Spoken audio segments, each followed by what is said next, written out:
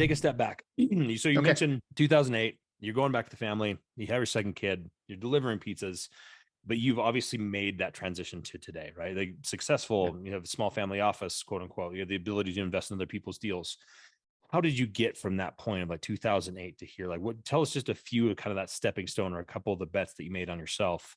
I think that's the meat and the bones here is that mindset of like, all right, I believe in what we're going to do. How do you get to this point from there?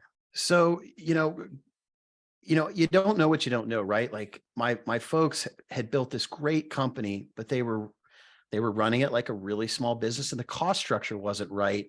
And I knew, and I'm looking at these people, I'm going, how the hell do they buy a 200 unit complex? How's that financed? How do Right. they do that? I'm like, man, I'm smart. I got to figure this out. So it was really like shifting the mindset to figure out, how do I buy that huge complex? How's that work? And so the path really was, we had a family friend call us and say, hey, we got this deal in Austin, Texas, and we need some money. And we said, okay, we've got money.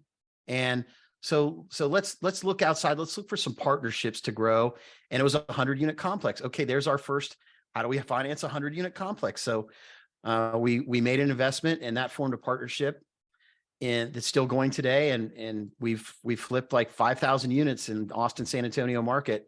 Wow. And I remember sitting there with my partner in Texas. We're driving around going, we don't know how to finance a 200 unit complex, but we're going to figure it out. And we did. And so it was just, okay, we made some mistakes. We made some big mistakes along the way, and that's fine. But once we figured it out, we said, oh, okay, and started asking questions. Um, yeah, that was really, and it was stressful, man. And so it was really just asking for help, collaborating with other people, and figuring out how to do those big deals. I mean, we didn't know. We didn't know the roadmap. We had to figure it out.